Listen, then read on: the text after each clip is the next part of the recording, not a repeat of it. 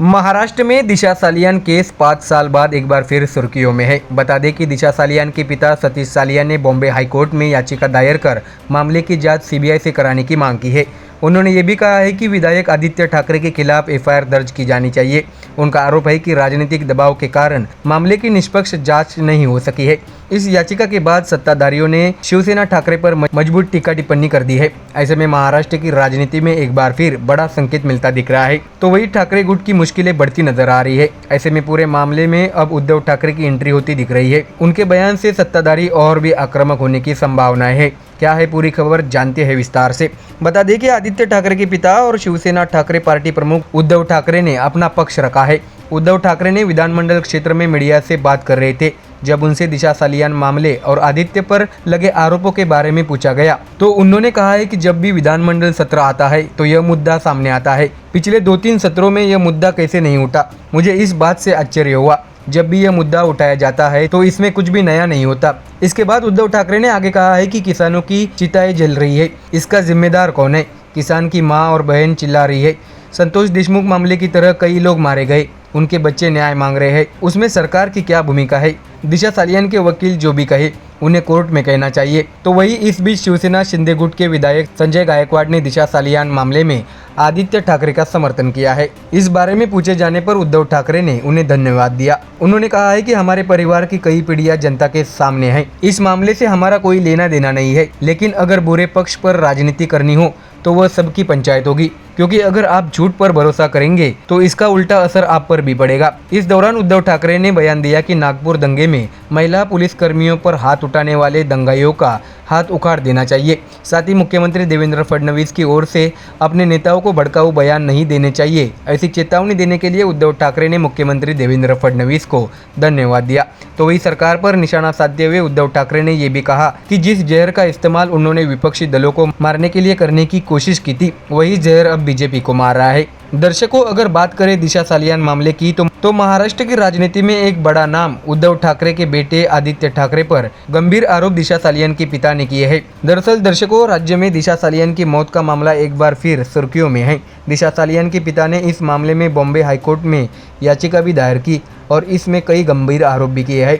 इस मामले में वकील नीलेश ओझा ने शिवसेना उद्धव बाळासाहेब ठाकरे पार्टी के नेता और विधायक आदित्य ठाकरे का नाम लेते हुए गंभीर आरोप लगाए हैं। न्यूज चैनल जी24 तास पर बात करते हुए दिशा सालियान मामले में दायर याचिका में क्या मांगी गई है, उन्होंने इस बारे में विस्तार से जानकारी दी है। दिशा सालियान के पिता द्वारा दायर याचिका के बारे में बोलते हुए वकील ओझा ने कहा है कि यह जनहित याचिका 2023 की है और हमने 12 जनवरी 2024 को इसमें लिखित शिकायत दर्ज की है। दिशा सालियान के पिता की मांग आदित्य ठाकरे के खिलाफ है कि सुप्रीम कोर्ट और हाई कोर्ट पक्षकार संगठन के अध्यक्ष राशिद खान पठान ने 12 जनवरी 2024 को लिखित शिकायत दी थी। इसमें उन्होंने कहा कि आदित्य ठाकरे और अन्य लोगों ने दिशा सालियान के साथ सामूहिक बलात्कार किया और उसकी हत्या कर दी और पुलिस की मदद से अपराध को छिपाने के लिए झूठी रिपोर्ट बनाई गई कि यह आत्महत्या थी। ऐसे में इन सभी आरोपियों के खिलाफ सामूहिक बलात्कार और हत्या की धारा 376 डी 302 120 बी 34 आईपीसी के तहत एफआईआर दर्ज की जानी चाहिए। दोषी पुलिस अधिकारी है जिन्होंने मामले को दबाने की कोशिश की, झूठी रिपोर्ट बनाई, उन पर भी मामला दर्ज किया जाना चाहिए और कार्रवाई की जानी चाहिए और इन आरोपियों को हिरासत में लिया जाना चाहिए। इसके साथ ही narco test, lie detector test, brain mapping test जैसे सभी परीक्षण किए जाने चाहिए और सच्चाई को जनता के सामने लाना चाहिए और इसमें अगर कुछ भी गलत है तो हमारे खिलाफ कार्रवाई की जानी चाहिए, ऐसा दिशा सालियान के वकील ओझा ने मीडिया से बात करते हुए कहा। बता दें कि नार्कोटिक्स कंट्रोल ब्यूरो के पास जांच की रिकॉर्ड है। समीर वानखेड़े जो उस समय एनसीबी अधिकारी थे, उनके फाइल में वे सभी सबूत है जो मामले की जांच के दौरान दिशा सालियान के फ्लैट पर आदित्य ठाकरे, दिनो मोरिया, सूरज पंचोली उनके बॉडीगार्ड द्वारा 2 से 3 घंटे तक थे। तो इसके साथ ये भी मांग की गई है कि उन्हें आदेश जारी किया जाना चाहिए और उन्हें अदालत के सामने पेश किया जाना चाहिए। वकील ओझा ने यह भी दावा किया है कि उद्धव बाळासाहेब ठाकरे पार्टी के प्रवक्ता केशव तिवारी थे जिन्होंने सभी मीडिया को एक मुलाकात दी थी, जिसमें उन्होंने ये स्पष्ट रूप से कहा था कि उस दिन आदित्य ठाकरे वहां थे। मैंने उन्हें बचाने के लिए अपने सोर्सेस का इस्तेमाल किया, अन्यथा उन्हें गिरफ्तार कर लिया गया होता। सुप्रीम कोर्ट द्वारा साक्ष्य अधिनियम की धारा 106 को स्पष्ट किया गया है, जिसके अनुसार हत्या के मामले में जब आरोपी उपस्थित होता है तो उसे यह बताना होगा कि मृत्यु कैसे हुई, और यदि अभियुक्त का स्पष्टीकरण झूठा है तो यह प्रावधान है तो झूठे स्पष्टीकरण को सबूत माना जाएगा और उसे हत्या के मामले में दंडित किया जाना चाहिए। ये लोग उस कमरे में थे और उन्होंने जो सबूत पेश किया कि ये आत्महत्या थी वो गलत साबित हुआ। उन्होंने ये भी कहा कि मैं वहाँ नहीं था, बल्कि यह बात झूठी साबित हुई। इसी आधार पर वकील ओझा ने यह भी कहा है कि हत्या के अपराध में उसे मौत की सजा दी जानी चाहिए। तो देखा दर्शकों, अब दिशा सालियान मामले में उद्धव ठाकरे के बेटे आदित्य ठाकरे के सामने मुश्किलों का पहाड़ खड़ा होता नजर आ रहा है। ऐसे में इस पूरी मुसीबत से उद्धव ठाकरे परिवार कैसे सामना करता है, ये तो देखने वाली बात होगी। दर्शकों, देश में इस वक्त राजनीतिक माहौल काफी गर्म है। सत्ता दल बीजेपी और विपक्ष एक दूसरे को आरोप प्रत्यारोप से नहाने में जुटे हैं। तो वही महाराष्ट्र में हिंदू मुस्लिम संगठन औरंगजेब की कब्र को लेकर आमने सामने है। कई प्रदर्शन तो कई हिंसा आगजनी देखने को मिल रही है। इस खबर में आपको दर्शकों महाराष्ट्र की राजनीति, यूपी में अखिलेश की दावेबाजी तो दिल्ली समेत कई राज्यों की खबरें साझा की गई है। बता दें कि पिछले कुछ दिनों में प्रदेश की सियासत में कई मुद्दे को लेकर हलचल मची हुई है। औरंगजेब की कब्र को लेकर सत्ताधारियों और विपक्ष के बीच आरोप प्रत्यारोप की राजनीति चल रही है। ऐसे में नागपुर में दंगे की घटना हुई। इसे लेकर उद्धव ठाकरे समेत महाविकास आघाड़ी के नेताओं ने राज्य के मुख्यमंत्री देवेंद्र फडणवीस की कड़ी आलोचना की। तो वही बीजेपी इस आलोचना का कड़ा जवाब देती रही। ऐसे में बुधवार को एनसीपी शरद पवार के प्रदेश अध्यक्ष जयंत पाटिल ने मुख्यमंत्री देवेंद्र फडणवीस का इंटरव्यू लिया। इस इंटरव्यू में जयंत पाटिल ने मुख्यमंत्री देवेंद्र फडणवीस से राज्य के विभिन्न मुद्दों को लेकर सवाल पूछे। इस सवाल का मुख्यमंत्री देवेंद्र फडणवीस ने दिल खोलकर जवाब दिया। देवेंद्र फडणवीस ने यह इंटरव्यू लोकमत न्यूज एजेंसी के एक अवार्ड फंक्शन में दिया। जयंत पाटिल ने देवेंद्र फडणवीस से शरद पवार और उद्धव ठाकरे को लेकर सवाल पूछा। इस सवाल का जवाब भी देवेंद्र फडणवीस ने एक वाक्य में दिया। आप शरद पवार और उद्धव ठाकरे का 2 वाक्यों में वर्णन कैसे करेंगे? ये सवाल जयंत पाटिल ने देवेंद्र फडणवीस से पूछा था। इस पर देवेंद्र फडणवीस ने 2 वाक्यों की बजाय एक वाक्य में जवाब दिया। फडणवीस ने एक वाक्य में ही उत्तर दिया और कहा कि आप बुरा न माने, पर कोई भरोसा नहीं है। ऐसी एक वाक्य में दोनों के व्यवहार पर फडणवीस ने जवाब दिया। दर्शकों, आपको बता दें कि नागपुर में दंगे भड़कने के बाद विपक्ष ने आरोप लगाया कि सरकार के कुछ मंत्री भड़काऊ बयान दे रहे हैं। मांग है कि मुख्यमंत्री मंत्री के इन बयानों पर लगाम लगाए। अब मुख्यमंत्री देवेंद्र फडणवीस ने इस पर बड़ी प्रतिक्रिया दी है। उन्होंने कहा है कि जब आप मंत्री होते हैं तो आपको संयम से बोलना चाहिए। पूर्व प्रधानमंत्री अटल बिहारी वाजपेयी ने राजधर्म का पालन करने का बयान दिया था, इसलिए आपको अपने विचारों और प्राथमिकताओं को एक तरफ रखना चाहिए। फडणवीस ने कहा कि हमने संविधान की शपथ ली है। संविधान ने हमें किसी के साथ अन्याय न करने की जिम्मेदारी दी है। मंत्रियों को बोलते समय संयम बरतना चाहिए। हमें प्रयास करना चाहिए कि हमारे वाणी से कहीं भी कोई भी टेढ़ पैदा ना हो। फडणवीस ने कहा कि कभी कभी युवा मंत्री बोलते हैं, ऐसे में मैं उनसे संवाद करता हूं और उन्हें समझाता हूं कि हमें मंत्री होने के नाते संयम से बोलना चाहिए। दर्शकों, आपको बता दें कि सोमवार रात नागपुर में जमकर हिंसा हुई। महल इलाके में पथराव हुआ, गाड़ियों में तोड़फोड़ हुई और आसपास के इलाकों में आगजनी भी हुई। इस घटना के बाद शहर में तनाव की स्थिति बन गई है।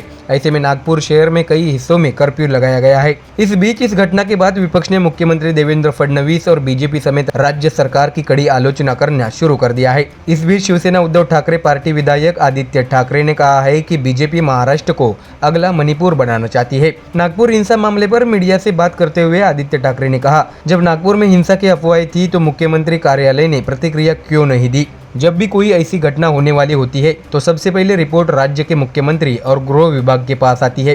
क्या उन्हें इस बारे में कोई जानकारी नहीं थी?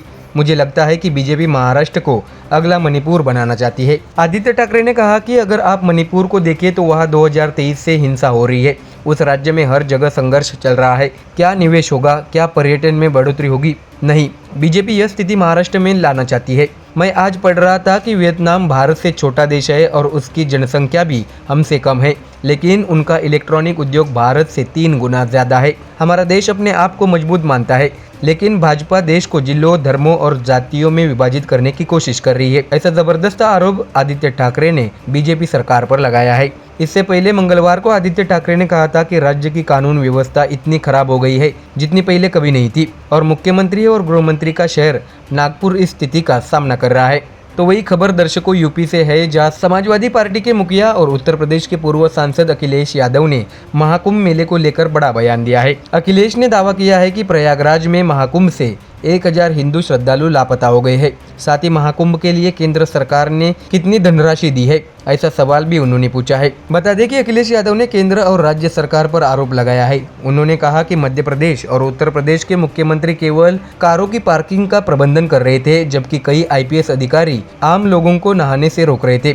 कई श्रद्धालुओं को बॉर्डर पर ही रोक दिया गया था। महाकुंभ में आम लोगों को मिलने वाली सुविधाओं के बारे में सरकार ने कुछ नहीं कहा है। इतिहास में पहली बार हिंदू भक्तों को सबसे अधिक पीड़ा हो रही है। अभी भी 1000 हिंदू भक्त लापता है, लेकिन सरकार उनके बारे में कोई जानकारी नहीं दे रही है। इसके विपरीत लापता लोगों के पोस्टर हटाए जा रहे हैं। अखिलेश यादव ने आरोप लगाते हुए कहा है कि उत्तर प्रदेश सरकार को लापता लोगों को ढूंढना चाहिए और उनके परिवारों को राहत देनी चाहिए। इस बीच प्रधानमंत्री नरेंद्र मोदी ने मंगलवार को संसद में महाकुंभ मेले को लेकर अपना पक्ष रखा। उन्होंने कहा कि महाकुंभ देश की एकता का प्रतीक है।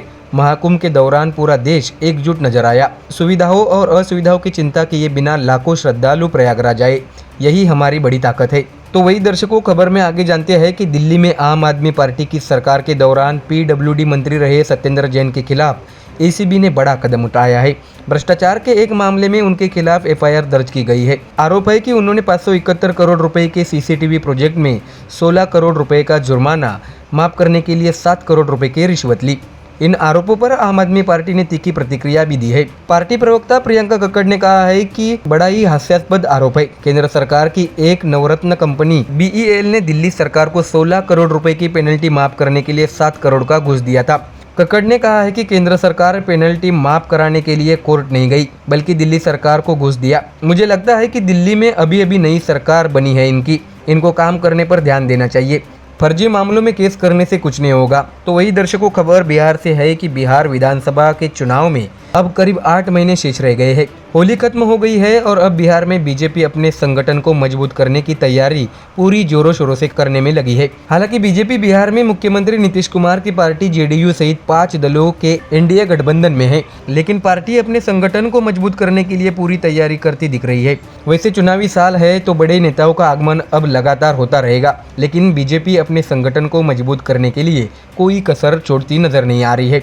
और यही वजह है कि लोकसभा चुनाव के बाद से कई बार अमित शाह बिहार का दौरा कर चुके हैं, तो 2 बार PM नरेंद्र मोदी भी बिहार आ चुके हैं और चुनावी मंत्र भी अपने कार्यकर्ताओं को समझा दिए हैं। हालांकि NDA गठबंधन में रहकर बीजेपी सभी पार्टियों के साथ तैयारी कर रही है। 15 जनवरी से सभी जिलों में सभी पार्टियों के साथ बड़े बड़े कार्यक्रम किए जा रहे हैं और कार्यकर्ताओं को एकजुट करने के लिए बताया जा रहा है। अभी यह कार्यक्रम 4था चरण में चल रहा है। इसके अलावा बीजेपी ने अपने संगठन को मजबूत करने के लिए सभी मंडल स्तर के कार्यकर्ताओं को बड़ा निर्देश दिया है। तो वही दर्शकों, खबर में जानते हैं कि महाराष्ट्र में दिशा सालियान की मौत का मामला 5 साल बाद एक बार फिर सुर्खियों में है, क्योंकि जानकारी सामने आ रही है कि दिशा सालियान के पिता बॉम्बे हाईकोर्ट में याचिका दायर की है। इसमें दिशा सालियान के पिता ने दिशा सालियान की मौत के मामले में जांच CBI से कराने की मांग की है। इसलिए संभावना है कि याचिका पर जल्दी सुनवाई होगी। हालांकि अब दिशा सालियान के पिता सतीश सालियान ने गंभीर आरोप लगाया है कि दिशा की हत्या की गई है। साथ ही मांग की है कि इस पूरे मामले की नए सिरे से जांच की जाए। आपको बता दें कि दिशा सालियान के पिता सतीश सालियान ने न्यूज चैनल रिपब्लिक को इंटरव्यू दिया।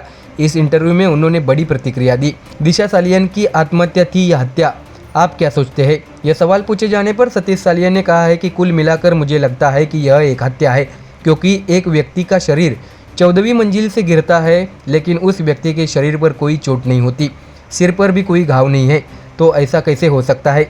इस पर विचार किया जाना चाहिए। अगर कोई शव 14वीं मंजिल से गिरता है तो वह शरीर कैसे साफ रह सकता है? ऐसा सवाल सतीश सालियान ने पूछा है। तो वही क्या 2022 में आप पर किसी ने दबाव डाला? यह सवाल उनसे पूछा गया। उस पर सतीश सालियान ने कहा, मुझ पर कोई दबाव नहीं था, हालांकि मुझे ऐसा बताया गया था। मुझे यह भी विश्वास था कि दिशा सालियान के साथ जो हुआ वह कभी झूठ नहीं होगा। फिर पुलिस ने हमें बताया कि यह आत्महत्या है, हमें तब पुलिस पर भरोसा था, ऐसा भी सतीश सालियान ने कहा है।